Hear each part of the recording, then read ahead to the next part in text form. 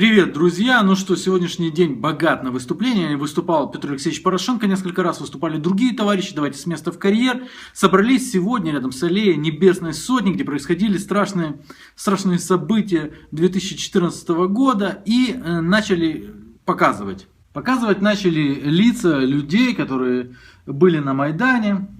Видео, все смотрели на него, и даже Порубий изображал на лице вселенскую скорбь.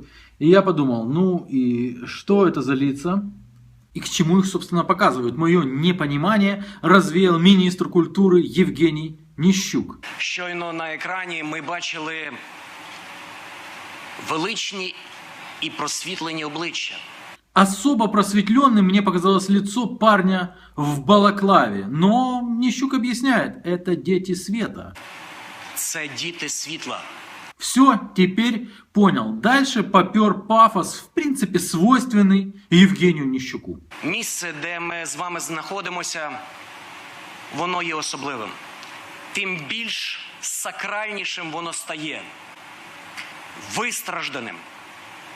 Я замечаю, что вот этот пафос и такие витиеватые, пышные витиеватые предложения сейчас свойственны уже не только Ніщуку, но и всем, начиная, конечно же, от президента Порошенко. Остальные, так как на него равняются, они не могут уже просто сказать «наступил день». Они говорят «наступил день, украшенный солнечным светом, похожим на чистое покрывало, которым укрыта невеста». Біля Христа тут навпроти, який потріскав і увібрав в себе цей щем, цей біль перший. Можно просто сказать у креста, и крест потрескался не из-за того, мы не будем верить тому, что крест трескается из-за того, что впитывает в себя чью-то боль. Боль впитывают обычно люди или одушевленные предметы. К чему это? Мы же в 21 веке живем. Зачем эти пространные выражения? Ці відчуття, ця енергія дає водночас силу.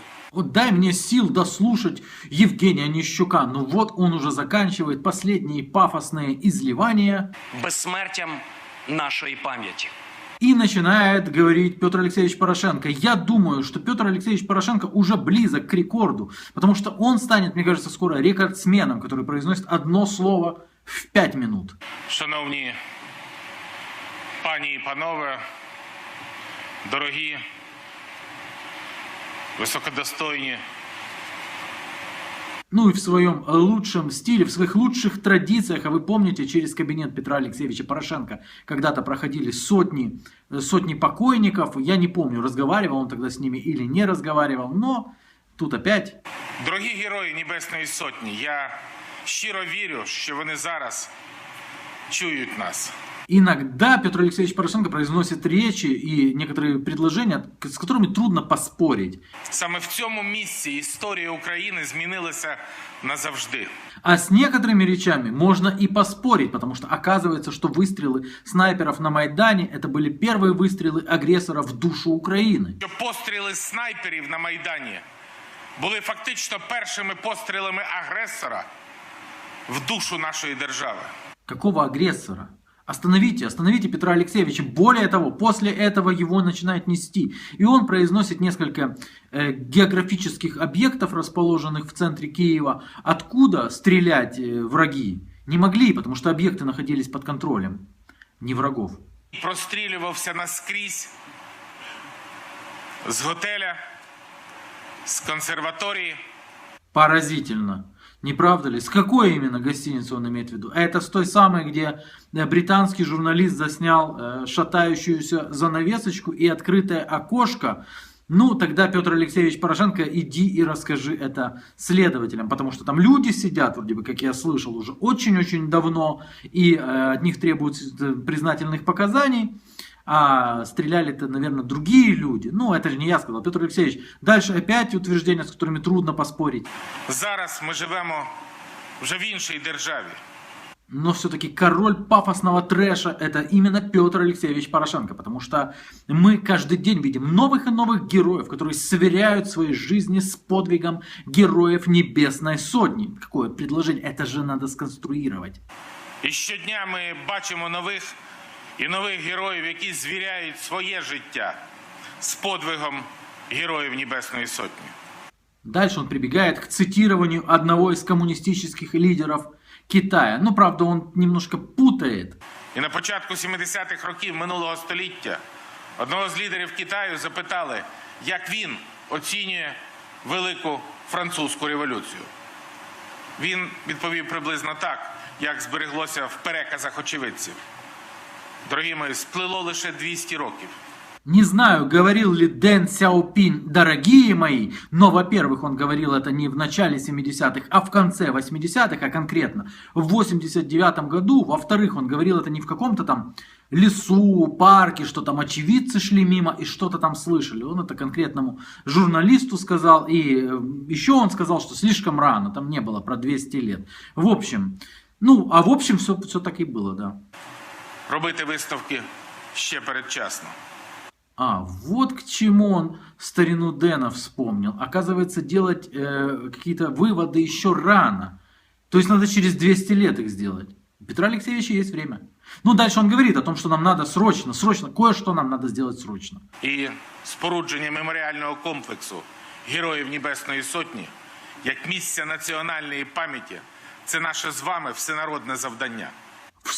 Все срочно на построение мемориала Героям Небесной Сотни. Это самое главное сейчас. Вот 17-й год наступил, и вдруг понял он, да это же важно. Это на самом деле номер один мемориал памяти Небесной Сотни. Потому что место это уже святое. Если для тебя не святое, значит ты не українець. Это опять-таки слова президента України. Фактично місце, на якому ми зараз знаходимося, уже стало святим для кожного українця, без виключення. Без исключения, если для тебя это место не святое, вывод один, ты не украинец. Не украинец, даже если имеешь украинское гражданство. В общем, Петр Алексеевич понял, надо срочно строить мемориал. И потому он принял решение. І відтак я прийняв рішення і оголошую невідкладним. Зараз проект закону про внесення змін. Обратите внимание, как Кубев смотрит на Виталика. Виталик втыкнул и слушает Порошенко, а Кубев смотрит на Виталика и улыбается. І відтак я прийняв рішення і оголошую невідкладним. Зараз проект закону про внесення змін. А Порошенко при этом меняет уже законодательство, закон про изменение, внесение изменений в законодательство, потому что срочно нужен нам мемориал. До законодавства з метою вшанування подвигів учасників Революції Гідності та увічнення пам'яті Героїв Небесної Сотні. Но это не все. Ну что, изменил ты закон, все, там принимаем. Теперь нужно, чтобы участие было общественности, знаете. Скорее всего, начнется опять СМС, 5 гривен. Сколько у нас уже было таких проектов? «Помоги армии». Помните, да? Потом деньги где-то то там зависли, то там залипли, то там растворились, то там усохли. А до этого еще была больница будущего. В общем, я жду СМС-ка. Пришли 5 гривен, увековечь память. Надалі нам необхідне об'єднання зусиль всіх суспільства, влади, для якнайшвидшого проведення міжнародного конкурсу, розробки проекту. О да, международный конкурс. Все должно быть не только пафосно, но и, знаете, грандиозно. Грандиозному государству, грандиозные мемориальные комплексы. Дальше начинает говорить Виталий Кличко, мэр Киева, мэр столицы европейского государства. Послушаем же его. Звести меморіальний комплекс трагічних подій, які відбулись на цьому місці в найближчі часи. Виталик, лучше было бы так, в ближайшее время возвести мемориальный комплекс трагических, нет, лучше в честь трагических событий, потому что то, как ты сказал, возвести мемориальный комплекс трагических событий, которые произошли в ближайшее время. І робимо все, Далее он на секундочку забыл, что же делаем. щоб пам'ять людей, які загибли, була увіковічена. Укалічена, Виталик. Минуло 3 роки. Досі ця вулиця Інститутський має особливу енергетику. Улица Институтский. Улица Институтский. Когда, в редкие моменты, когда показывают зал, видно, что люди смеются. Он рассказывает о страшных вещах. И люди там собрались тоже, знаете, такие разные. Но они улыбаются. Особливу атмосферу, про ту атмосферу, про яку казав міністр культури, пан Ніщук, хрест. Так Ніщук или крест, сказал тебе? свечи.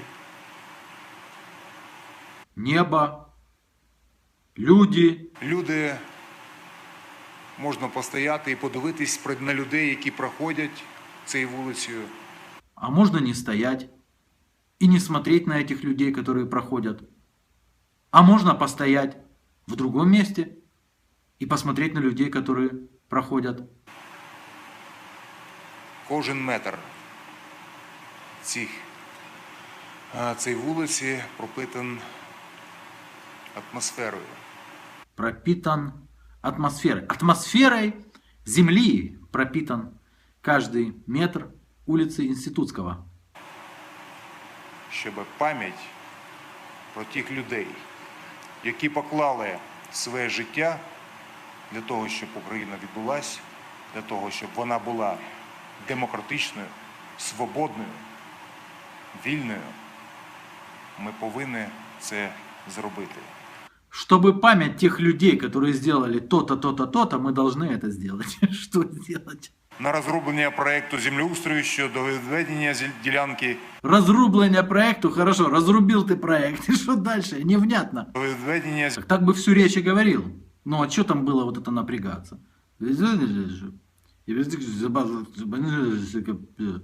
На Украине. Вшанування учасників бойових дій на території інших держав та 28-й річниці визволення військ. Не один Виталик такой. Вот тут вот освобождение войск. 28-я годовщина освобождения войск из Афганистана.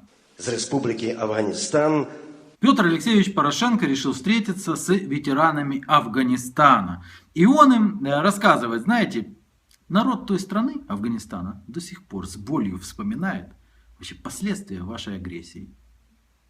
Народ тієї країни і досі болісно переживає трагічні наслідки радянського вторгнення.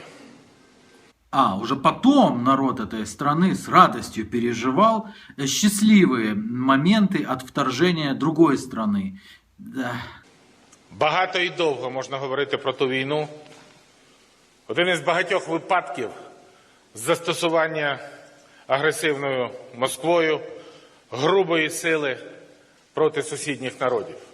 Я убежден, что ни один из этих ветеранов, особенно там первые ряды, знаете, которые еще стали функционерами ветеранского движения, не встал и демонстративно не вышел вот после вот этих вот всех слов. Нет, они все сидели и кивали своими головами. А дальше он начал перечислять, с кем еще плохо поступили.